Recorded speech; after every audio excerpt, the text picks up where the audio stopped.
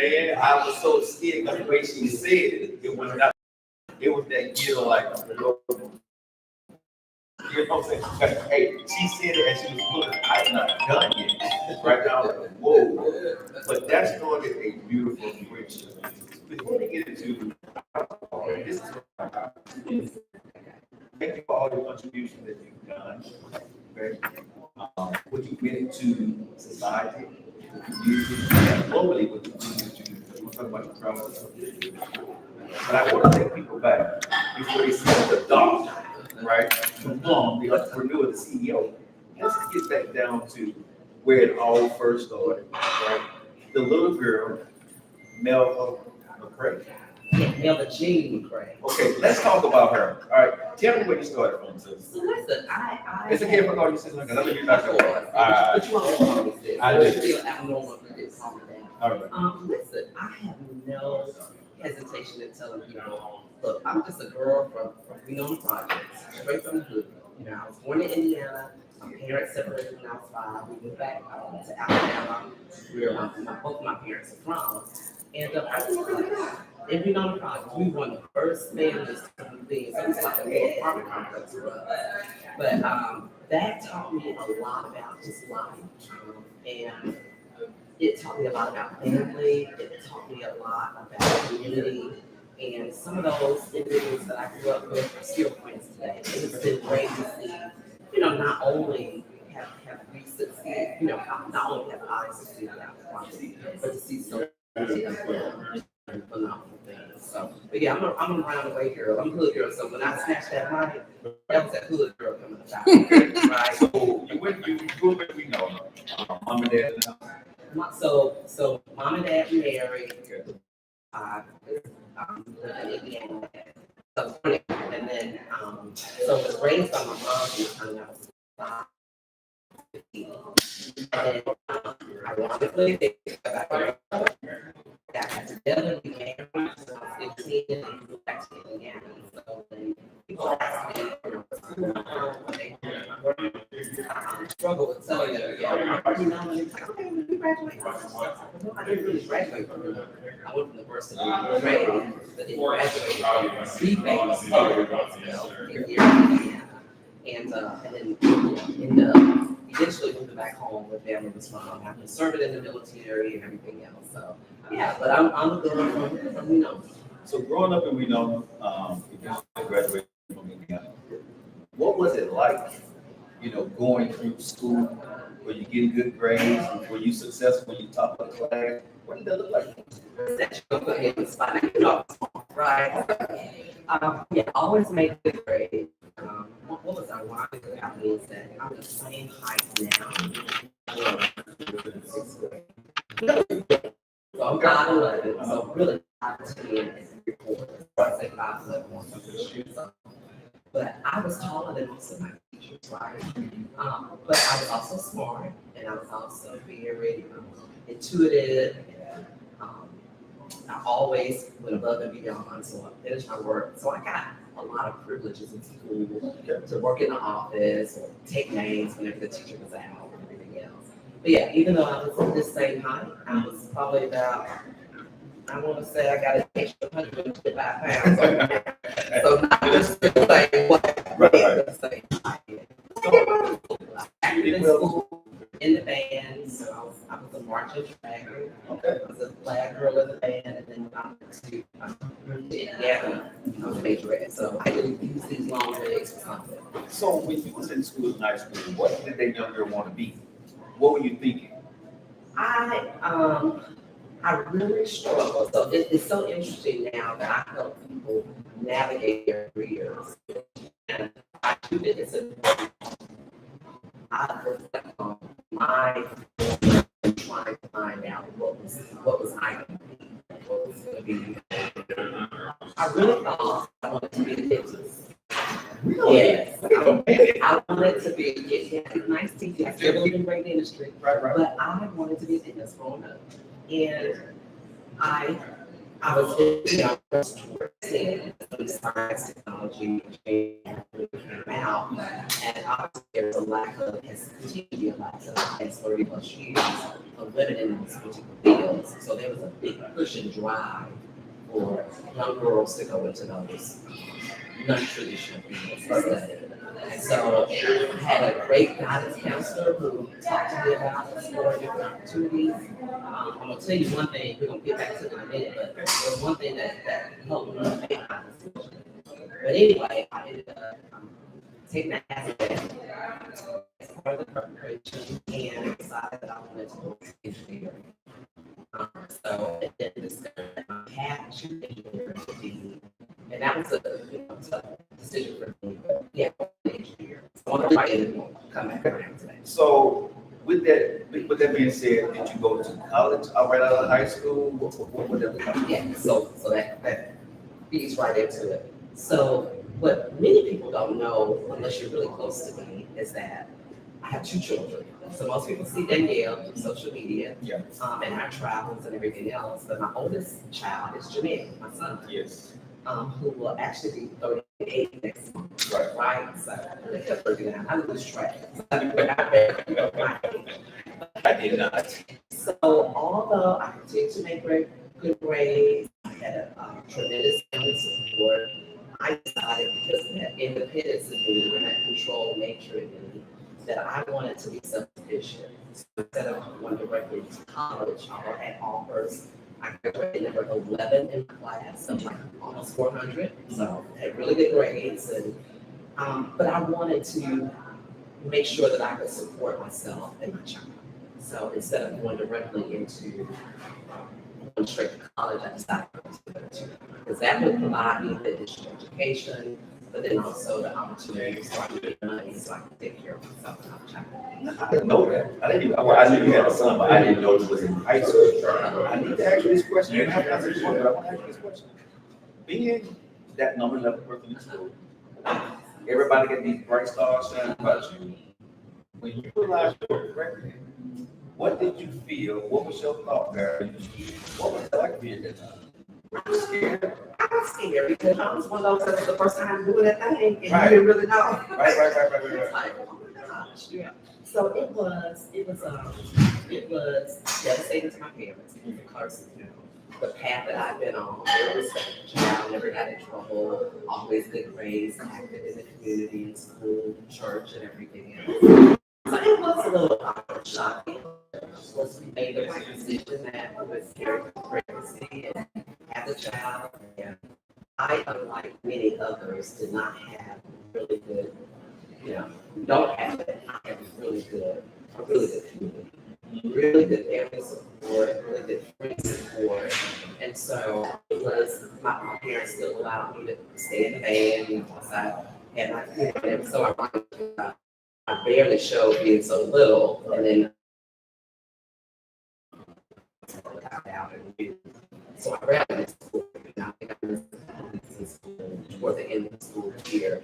So it really didn't impact me academically. And then once we got back for the next year, then caught up with everything else and went on that way. But yeah, Joe, I think that there have been a lot of experiences that I've had in my life. I think when you think about them and how impactful they were and made me into the woman that I am. Right. Because I don't think I would have, although I've always been mature and I've always been a leader when I reflect back on my interaction with those that I was around even at an early age. I do think that helped me mature a lot faster, mature in a very positive way. And I also think I would not have the great experience of being in the military and traveling the world unless I went through that. What you said earlier in your opening, I don't make mistakes, right? And when we see things that we don't have that clear understanding as to why, but if we have faith and we believe and stay on the journey and on that path, eventually it will be revealed, right? And so I truly believe that was the time and place, because I probably would have never had kids, to be honest. I think if I would have directly into my career and done those things that I was set to do, I probably would not have been a mom. But now to be a mom and have kids that are now, they're not as hard, have a something with this stuff, right? Raising two different sets of children, two different generations, basically. But it really, really, it helped ground me and it helped me see life in a different perspective. I do think I probably would have been a lot more selfish than I am. You know, I'm a giver now, a great giver, and I feel I probably would have been a more selfish person and more self-centered and thinking about me. And what I had planned in my journey versus having to think about others. And so now in life, for me, having my children early, because I have one in my late teens and one in my late 20s, that has given me the freedom now to just really live the world and go do things I want to do. Yeah, so it's a little bit different than someone having a baby at 30, right? No shade on y'all, but listen, I got mine out of the way and enjoying life and things like that. If that was just like you right now, go ahead and pour you some tea. Thank you. We'd like to talk to one for Dr. Melva Tate. She's in the building with y'all. But I'm going to story that we're going through one here. We have taken you through the little girl when we know, she graduated in Indiana and she had a kid. She was in 11th grade. Now she's in the military. So if y'all just join in, go ahead and warm your cup of coffee up and let's get back to this conversation. So what branch of service did you do? I was Navy. Okay. So you were Navy. I was Navy, the most elite military service there is. Right? So we got the long uniforms. Right? Yeah. And really, I decided to join the Navy. I knew I wanted to go in the military, but I was not sure of which branch. First, I got to pause and say, this tea is phenomenal. Okay. This is one of the best teas I've ever had. So Jerry, make sure I get some to go. Okay. Right? That's the bomb. So thank you for that. I got a new place to come. But I went down to the what do they call the center where you go and sign up? Recruitment center. And it was several guys were there. And at that time, I think they were all male recruiters. But the Navy recruiter, he had to be about 6'6", chocolate brown skin, in that white uniform, and all. I saw nobody else but him. But I was like, hey. Wait a minute. You joined the military.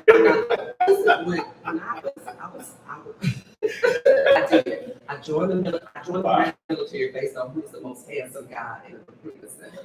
And I actually told this story. I was one of the Birmingham Business Journal's top 40 under 40 years ago. Mm-hmm.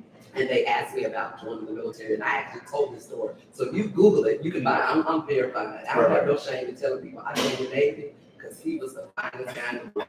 He was. Did you get to know him? I did not get to know him. Look, when I went back, he was already gone. But there were many others in that Navy encounter that were very similar. So, okay, I got you. I don't even remember his name, but I know exactly what he was like. All these years later, he got me in the Navy, right? So they probably sending him all around to from state to state to recruit because they needed women, right? And luckily for me, we talk about leadership. Now, I went to camp probably because we were there. We had our CPO for 2 days. That's the person who is going to lead that team of potential recruits through boot camp, and she lasted about 2 days, and then they tapped somebody else, and it was 18 at the time. They tapped somebody else that was a little bit older because you could be up to 28 to be in the military at the time. And so she lasted for 2 days, and I noticed, one of the things that I tell people around leadership is that you model the behavior that you want others to emulate. So leaders are leaders without a title. You can lead in the spirit of influence. And what I realized very on joining the Navy is that my drill sergeants, for lack of a better term, almost like Hispanic, and they had the meanest women I had ever met in my life. They were very straight. They did not play. And so when they came to me after day 5 and said, "Come here, my friend." Now, I was in trouble, but I was doing everything right. And they said, "Look, we have been two women that have failed us, and we need a leader for this group. And you're going to be in, and you're not going to fail, and you're going to be our leader too until you get us past the graduation."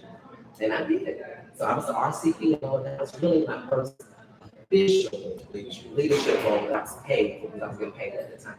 But here's So I something, knew I was a leader. but here's something that you didn't know about me too, that I fell into a leadership position. Oh, yes, you did. I was the guy Oh, we needed you. that carried the flag. You all we want to hold nowhere about that. I carried the flag. So, like you said, leaders are it's all about the people, right? You step up. And one thing for me was, people don't know being in boot camp is that if you get a position, you get out of boot camp with a promotion. Exactly. Right. And so for me, it was like, because I think we have like 80 people you Mhm. start with Mhm. in boot camp, and you end up probably maybe 30 or 40, right? Because people are dropping like Because everybody think they can make boot camp, right? But a lot of people couldn't. For me, I'm gonna actually say, for me was, I made it to boot camp because I didn't want to go back home. I knew that I had nothing else. I didn't have any college, and I didn't have a degree in scholarships waiting for me. So if I went back home, it's gonna be working at McDonald's or working in the plant. So that was it for me. So I had to make it through boot camp. So my mindset was, I'm not going home. I went through remedial swimming because I almost fell out because I didn't know how to swim. But the last day when I was swimming, right, and I told the story, right, but I kicked my way through swimming. I went down a couple of times. They just got me. I want to be home. I told them no. I failed to drown. To the other side. I got to the other side, put the dumbbells around Yes. me, and I pulled it out. So being a leader, you have to, I think, dig deep when you say, even though you're in a leadership position, you can lose the leadership position because you made like 1,000 other things. And that's what the military taught me. Even though I was the guy, I still wasn't the guy in my life. So there were skills that I didn't have that I had to force myself to learn. So that you said, like, Yeah, you know what? That is life. Life puts us in situations where we're either going to step up, step back. And I am not, this is not criticism toward those who step back and maybe reevaluate, as long as they don't stop. But it does put us in positions that forces us to challenge ourselves and find out what else is in us that we don't even realize or others have seen. So for you saying, hey, don't come get me, I'm gonna kick till I get to this other side, and even that serves as a little quotation device to get to the other side was your determination. And that is probably because, and you may not even realize, or maybe you did see what your life would look like flashing in front of you in that moment. Yeah, in that very moment. See, if I don't do X, Y, and Z, then this is going to be an impact on my life. And I think that we all have situations that come up in our life. It's not just in boot camp and not just in times of struggle that makes us pause and think and push ourselves a little bit forward. We got people out there on social media saying hello to you, so let's say hello to everybody. Your camera's right there. Yes, my camera's right there. Yes. How y'all doing? I see you at that airport. I see you at the one with Lady J. How y'all doing? Thanks for the time to have a conversation with us. So you made it through boot camp. How many years did you say? I did 4 years. You did 4 years. Four solid years. Okay. 2 med cruises. So actually, when I joined, I left in school. My ship that I was stationed or assigned to was the USS Sierra out of Charleston, South Carolina. Okay. And they were already midway through the cruise, so they flew me to France. So I had never flown that long. They flew me to France, and it's so ironic that the very next day that I got there, we were in Marseille, France, and they were celebrating my birthday. And it was just the wildest time ever. Okay. So I got off that ship, now people are partying, and I'm like, oh, I'm gonna love this. This is gonna be my jam, right? Yeah, so I did 2 main cruises, came out in the engineering field, obviously. But what was unique, and this is why it's so important that you listen to people who are putting your path, and then still show up as who you are. So for me, in the military, I was in the engineering field, and I had the aptitude and skills to serve in the engineering capacity, and did well in it. I realized it was not my call. So again, I say I was kind of pushed toward going into engineering because I had the grade on the testing level to do all of that, and it sounded interesting. But once I got in the military and was assigned to my department, I found myself navigating toward being a mentor and coaching others when they came on board. So the new people, And so I would tell him, I'm like, don't worry about it, I'll train them. I'll do all that paperwork. And so he realized that that was not something he wanted. Because obviously when you move up and you know, you got a certain skill set and you do well, they go tap you to move up. And then that sometimes takes you out of what you do well, right? Sure. So his thing was he was very technical. He could do all that stuff.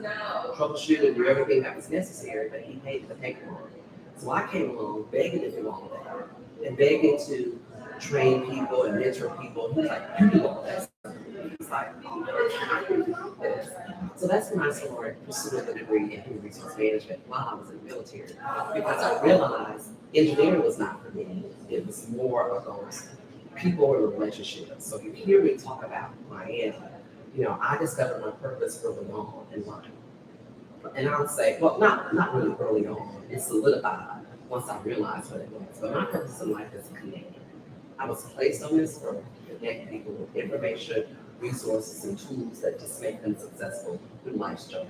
So I'm what they call on the street the plug. Now I ain't even legal plug. I'm calling you talking about you want something legal.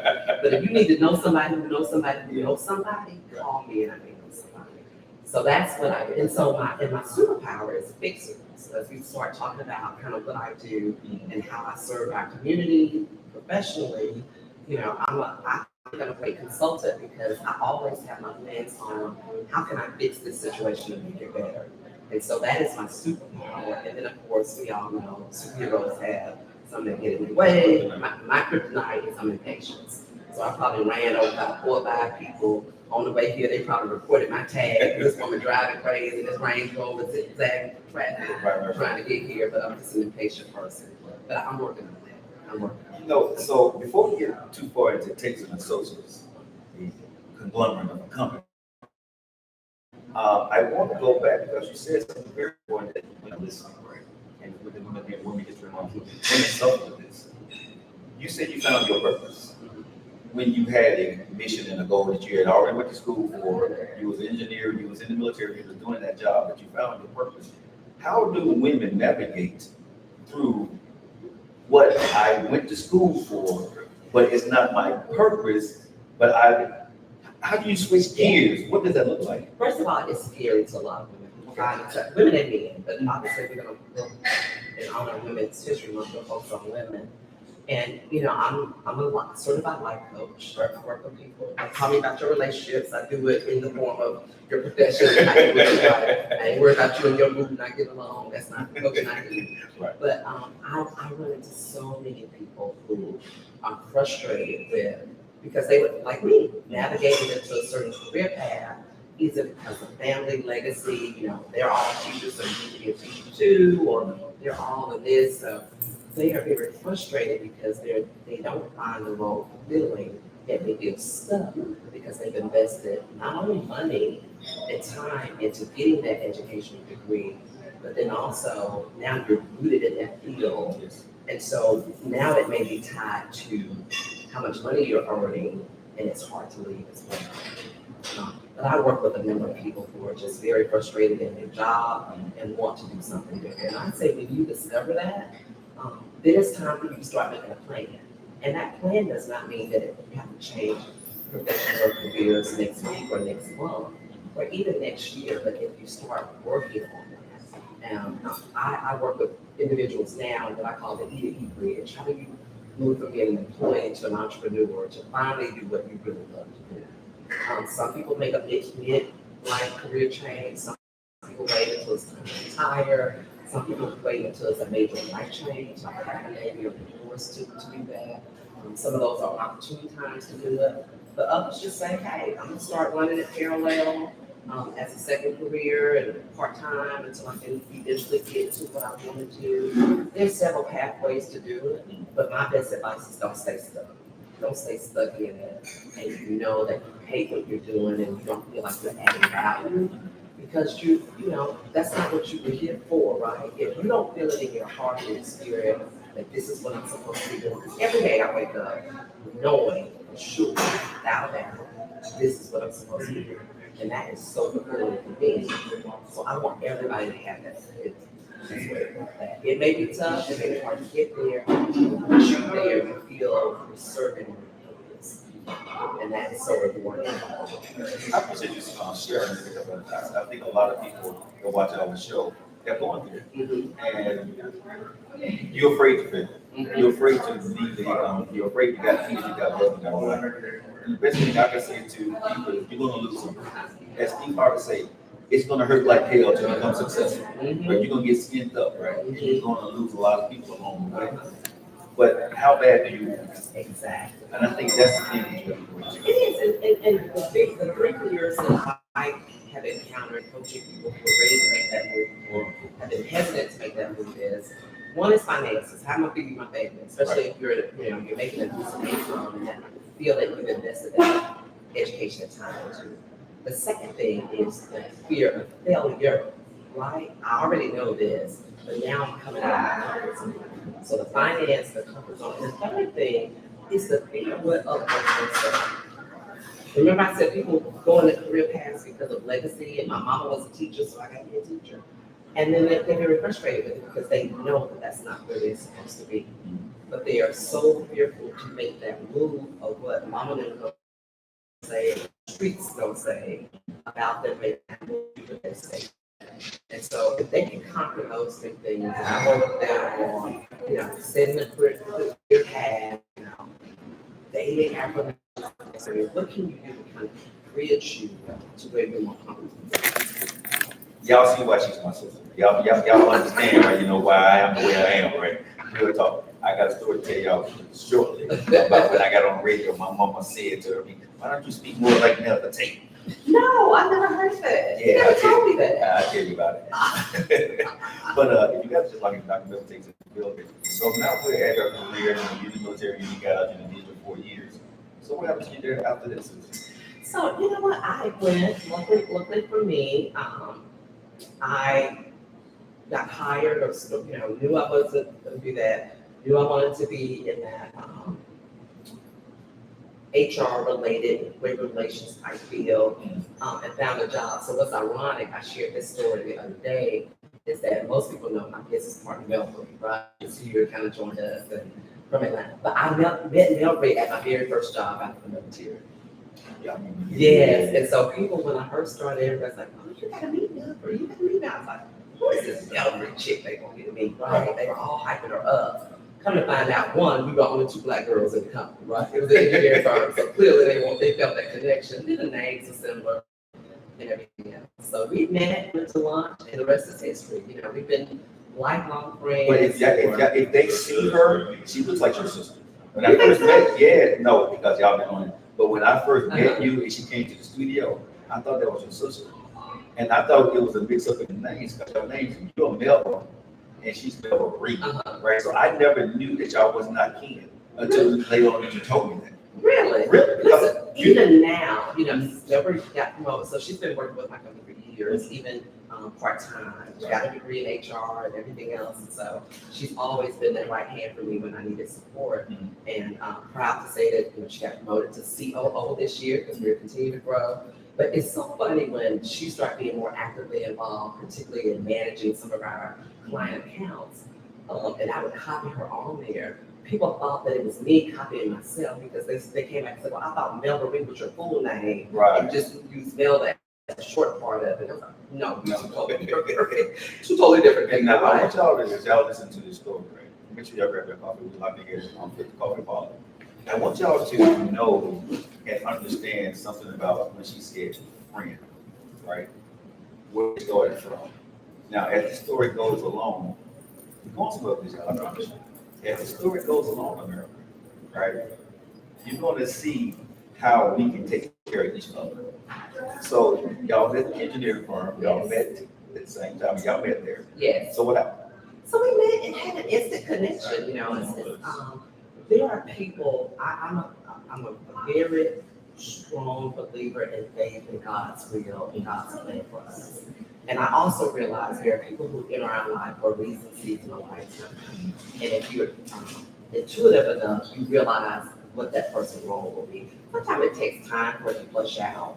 But I realized very early that Melva was going to be one of those lifetime people in my life. And I say people because she has been in so many capacities for me, from being teammate, a coworker, and then a friend, and then a roommate, because we actually roomed together. We actually started a business together, probably about a year or two after we met each other, because we both realized, hey, we had young kids, we need to earn some money, and so we had a cleaning business together, but we have done all of these things together, and so then she went back to just being a friend, and then she introduced me to Daniel, my ex-husband. Right. So she had an integral part in that. Of course, we said that she's responsible for getting Danielle here. She's Danielle's godmother. I mean, so the list goes on of all the titles that she has in my life. And now to be a true business partner is just phenomenal. But to see how we have grown and matured over the years, I don't think we've ever had a disagreement, a difference of opinion, yes, but never an argument. And the relationship is so important that when I decided to bring her home full time as a senior project administrator a couple of years ago, it was that we wanted to ensure that the friendship outlasted the business relationship. And so we actually brought in my executive coach, Suzanne Martin, to coach us through how we spent thousands of dollars on this to make sure that we were rightly aligned and clearly understood each other from a business standpoint. Okay, we gotta stop right now. Stop. Grab it off. Because I don't think people heard what you just said, right? The coach got a coach. The coach got a coach. To coach her on the next move with her friend. Yes. This is important, and I learned this from you, right? That you cannot be the smartest person in the room. The one thing you taught me, over the years, the room that you're in is the biggest you're going to grow. Exactly. You got to be in a room that's bigger than you, right? You always told me, and this is no brag, but this is the God truth. I deal with millionaires. I'm in rooms with millionaires, right? This was not a brag or boast for me. You taught me that I learn from these people. I get a depth network from these people, right? And when I'm listening to what you are saying, still something I learned from you. I learned that I needed to be coached. And I didn't think I did. Even though no matter who you may think you are, you got to have somebody to teach you. And when I saw you doing that, right, it made me say, take a pause. I took some of it late, I'm not gonna lie, because I'm like, man, I don't need all that crap. But watching you go through the process, right, of being coached, can you speak a little bit more to it? Because I know we got a little bit more of the story, but we gotta make sure people understand the intricate parts of being from poor, going through regular life, and getting to this point. Damn it, you didn't do it by yourself. Exactly. There were some steps that you had to take back from being impatient, but you had to listen to somebody too. And then you had to get coaching after you went to school. So can you talk a little bit more to that part about getting a coach? Oh, yeah. Listen, I say that I am where the Lord wants me, so I never underemphasize that. Right. But, and a lot of people are not where they need to be because they can't follow the Lord. And I'm gonna leave that right there. But you're right. If you think about any successful person, whether they're an artist or an athlete, they have coaches. If you think about Steph Curry hitting all the threes and just breaking that record last week for three pointers. Do you think now there's natural talent? I'm not rushing away at the fact that there are many of us that have natural talents. I talked about being a leader very early on. But you need to make sure that you have someone who can fine-tune that natural gift that you have. And a coach will do that. So great leaders have coaches who help coach them. And you're absolutely right about not wanting to be the smartest one in the room. Now look, I love to say I walk in the room and I'll dominate the room, but that's because I'm almost 6 feet tall, right? And I got a little swag about me when I'm walking here, a little swag. Y'all won't say swag, but a little swag. But I don't want to be the smartest one in the room. I want to be at my time, every minute of my time is valuable. And I hear the Holy Spirit say, slow down and listen more, lean in more. You don't have to be on all the time. But if I'm going to be in a room with someone, I want to be able to glean information from them.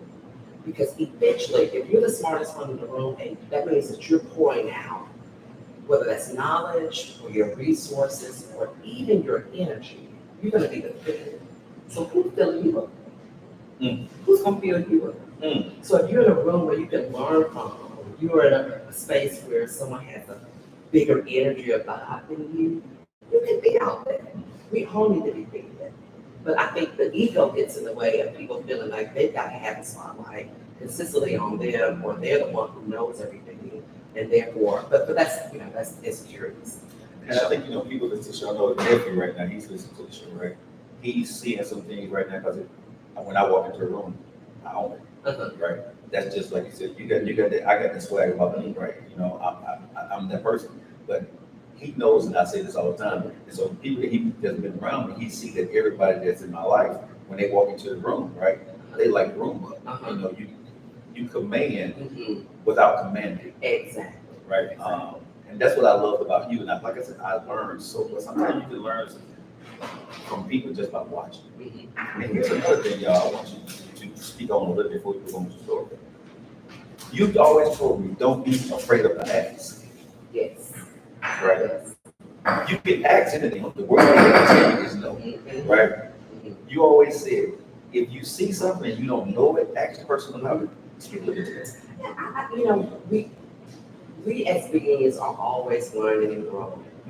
I did a workshop where we were using some data, and it says that we process millions of thoughts in a second. We don't realize it, but even now, my peripheral vision is seeing cars pass by, I'm recognizing the color, and I hear something. So our mind is always working, and we're only using 20 or 30% of our mind capacity. And that kind of blows me away. That we're processing that much with so little space, and we can do so much more, right? So I'm always willing to learn. You gotta be able to listen to people, you gotta, I think, have that thinking cap on and be willing to learn. And so when you go in intentionally saying, what can I learn in this environment? What can I learn from this person? What can life show me that's different than what I've already previously experienced? Then you're always gonna be open to receiving. And if you already have blocked out the fact that you're this great phenomenal person and I can do all things and everything else, then you're not going to be open to receive. Thanks for sharing that. Let's go here. It's time to get into you. Okay. The present. We got the history. We know about your family. We know about your mom and dad, your daughters, and son, good friend Melva. Let's get into Texas Essentials. Okay. Talk to me about it. What was the inspiration to start that company? What did you want it to be? Where are you? Yeah, so I'm proud to say that we'll celebrate 17 years full time in business. In actuality, it's 27 years because I started it as a sideline business 10 years before I actually launched it. Which means that I was going to work for someone, Joe. Somebody asked me because of my skill set, hey, can you help me do a resume? Hey, I'm starting a new company and I need a handbook. And because, like you said, I'm a giver and I'm proud to be a giver. That's just one of my gifts that I'm blessed with, to be a giver, open-heartedly. And so people would ask me to do this and do that. And I'm like, oh man, sure. Because I'm got people on the journey, right? And then somebody messed up everybody else listening, and I'll pay you for it. And I was like, what? Right. And so that came out, I was like, oh, this is what it is. And so the next request that came up, I was like, yeah, I can do it. And this is what's going to cost you. And so people were like, okay. And some people were willing to pay because I had goods that they needed. And so that kind of led me to believe that, even though I was still working full time, a very demanding job at that time, I had the capacity on nights and weekends to help somebody else start their dream. So whether it's helping somebody with a resume to get that next opportunity, or an entrepreneur looking to hire a team to start their business, that let me know, oh, this is something you can do. So as someone who works in human resource management as a generalist, that means I did a little bit of everything. I realized at the end of the day, in doing all of that work, there was a pile that I had that was very thin at the end of the day. And those were those tasks I had that I was passionate